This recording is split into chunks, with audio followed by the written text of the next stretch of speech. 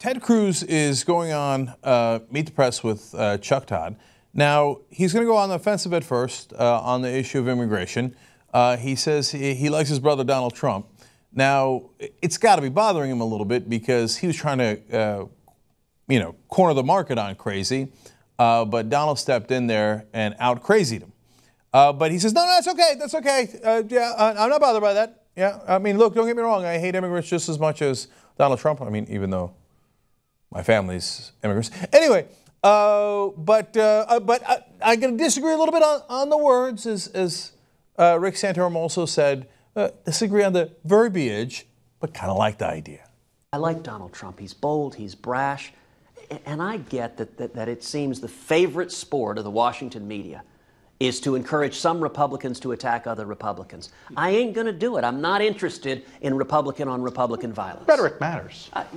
Doesn't rhetoric matter? I salute Donald Trump for focusing on the need to address illegal immigration. And I salute Donald Trump for focusing on it. He has a colorful way of speaking. It's not the way I speak. But I'm not going to engage in the media's game of throwing rocks and attacking other Republicans. I'm just not going to do it. My hate is less colorful. It's more disguised. My hate is a little bit more camouflaged, if you will. But I salute Donald Trump, who calls Mexicans criminals and rapists. All right, well, good to know, Ted. Well, how about your policy? I mean, if you want to talk about substance, Chuck Todd's going to do something pretty good here. He's going to ask over and over again, yes, but what would you do with the 11 million undocumented immigrants? Let's find out if Ted's going to answer that question. So let's go to immigration. What do you do with the 11 million? You know, it's an interesting thing in Washington. That is the question that both President Obama and Democrats love to focus on. How do you solve the problem? You focus on areas of common ground. I am long-term optimistic and short-term pessimistic on immigration. Long-term, I'm optimistic because there's a lot of bipartisan agreement outside of Washington on immigration. There's overwhelming bipartisan agreement. Number one, that we need to secure the borders, that we need to finally do something to stop illegal immigration. What do you do with the 11 million people, though? Do you have to send them back, or do you give them a way to get legal? Chuck, I don't accept the premise that you have to solve every aspect of this problem all at once. President Obama and the Democrats focus on that issue because the question you're asking is the most divisive partisan question in this entire debate. And I don't believe President Obama wants to solve this. I understand that it's divisive, but it's still a problem. But you don't have to solve every problem at once. Look, here's the problem. That's fine, but explain how you do it. I am explaining how.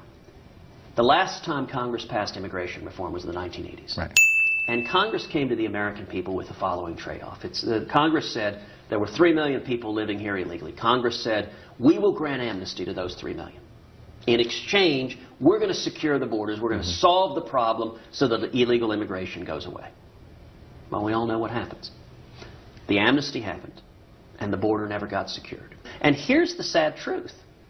A lot of Republicans in the Washington cartel, they're all for amnesty too, because from the perspective of the Chamber of Commerce and Wall Street, it's cheap labor. You still didn't say what you do with the 11 million. Well, my view is, first, we secure the borders and solve the problem of illegal immigration, and then I think we can have a conversation about what to do about the people who remain here. I don't think the American people will accept any solution until we demonstrate step number one, we can secure the border.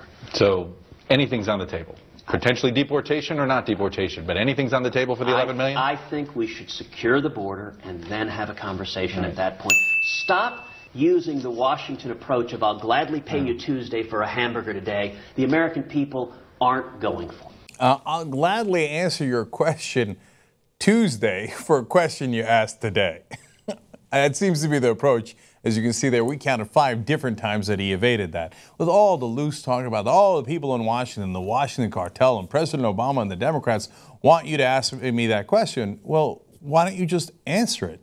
I thought you were a really smart guy. That's your big calling card, aren't you? Oh, I won debating championships at Princeton, I do declare. Well, it's a very simple question. What are you going to do with the undocumented immigrants that you claim are such a big problem in America? If there's such a big problem, you don't have a plan? You're running for president, you don't have a plan?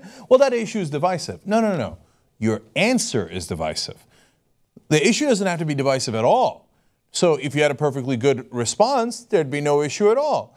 But the reality is, if you said what you're actually thinking, which is I'd throw them all out, well, then it would be divisive. That's why you don't want to say it. And that's why you're a slimy politician trying to avoid it and laying the blame everywhere else, including, by the way, what they did in the 1980s, which is what he said in part of his answer.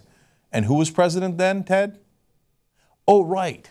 Ronald Reagan. I can't believe he threw Ronald Reagan under the bus.